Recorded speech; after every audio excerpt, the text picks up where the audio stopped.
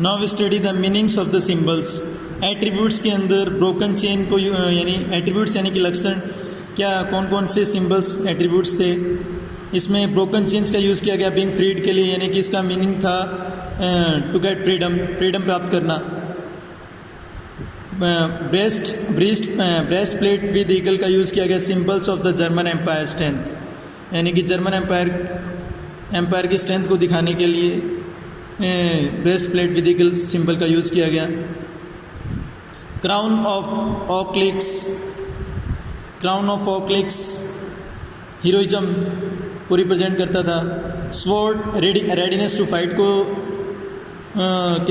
का सिग्निफिकेंस दिखाता था, यानी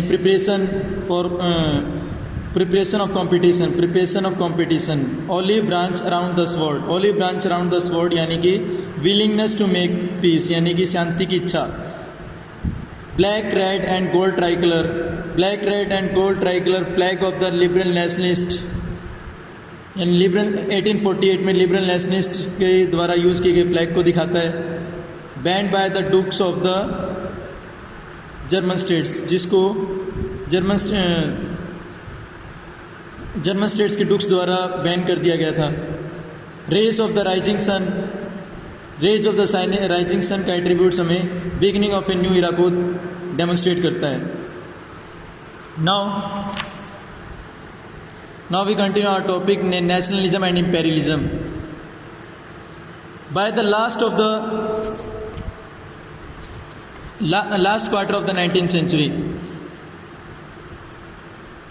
no longer retained its idealistic liberal democratic sentiment, यानी कि 19th सेंचुरी के लास्ट क्वार्टर के अंदर नेशनलिज्म जो था अपने आइडियलिस्टिक लिबरल डेमोक्रेटिक सेंटिमेंट्स, यानी कि आइडियलिस्टिक लिबरल डेमोक्रेटिक इमोशंस को रिटेन नहीं कर पाया, जैसा कि पहले उसने फर्स्ट हाफ में बना के रखा हुआ था। But became a narrow creed with limited ends, लेकिन वो एक लिमिटेड ऑब्जेक्टिव वाला एक नैरो प्रिंसिपल बन गया। During this period nationalist group became increasingly intolerant of each other. इस पीरियड के दौरान जो नेशनलिस्ट ग्रुप थे वो बढ़ते हुए इंटॉलरेंट, उनके बीच में इंटॉलरेंट एक दूसरे के प्रति बढ़ रहा था, और यानी कि एक दूसरे के प्रति कोई असहनशील थे, यानी कि एक दूसरे को बर्दाश्त करना पसंद नहीं करते थे। And ever ready to go war, और हमेशा वार के लिए तैयार रहते थे। The major European powers in turn manipulated the nationalist aspiration of the subject peoples in Europe to further their own imperialist aims. Major European powers की imperialist aims जो थे, मेजर यूरोपियन पावर के जो इंपीरियलिस्ट एम्स थे, उनमें वो imperialist aims को achieve करने के लिए major European powers imperialist aims को अचीव करने के लिए अपने जो अंडर में जो लोग थे, अपने अधीन जो लोग थे, उन अधीन लोगों की उन्होंने नेशनलिस्ट एस्पिरेशन का यूज़ किया। यानी कि मेजर यूरोपियन पावर्स ने अपने इंपीरियलिस्ट एम्स यानी कि अपने उद्देश्यों की पूर्ति के लिए अपने साम्यवादी यानी कि इंपीरियलिस्ट उद्देश्यों के ऑब्जेक्टिव को पूरा करने के लिए उन्होंने लोगों की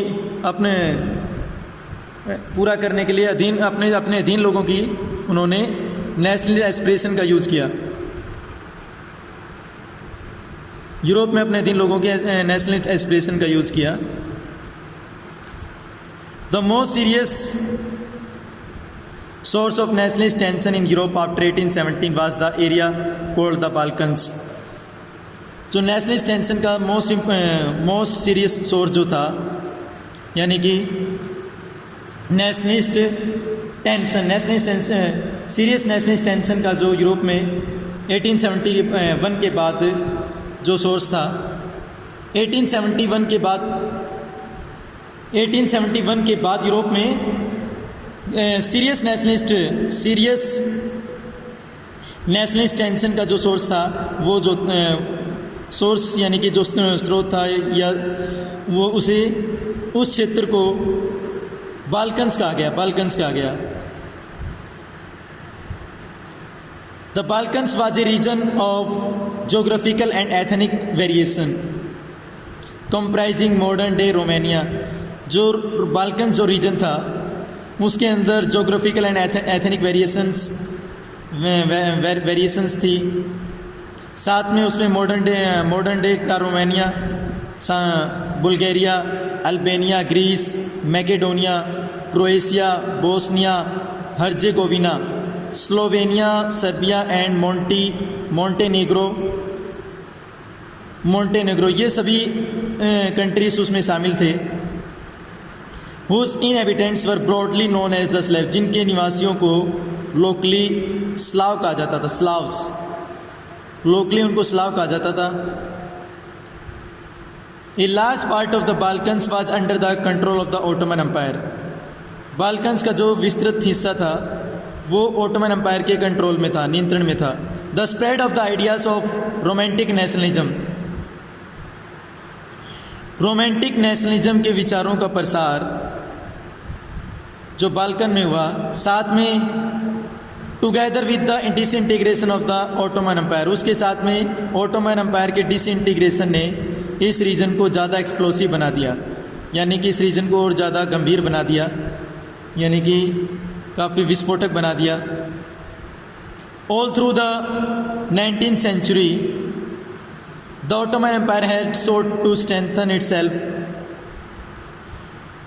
through modernization and internal reforms. Ottoman Empire ने अपने आप को स्ट्रेंथफुल बनाने के लिए 19th century में मॉडर्नाइजेशन और इंटरनल रिफॉर्म्स का यूज़ किया, लेकिन बट वेरी लिटिल सक्सेस, लेकिन उसको काफ़ी कम सक्सेस प्राप्त हुई।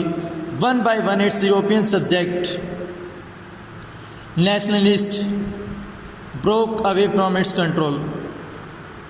एक के बाद उसके जो यूरोपियन नेशनलिस्ट राष्ट्रवादी थे, वो उसके नियंत्रण से हटते गए। एंड डिक्लेयर्ड, और उन्होंने अपनी आज़ादी घोषित कर दी। Declared independence. The Balkans people based their claims for independence. The Balkans people based their claims for independence or political rights on nationality and used history to prove that they had once been independent but had subsequently been subjugated by foreign powers. जो nationalist peoples थे Balkans में, यानी Balkans reason में जो Balkans reason के अंदर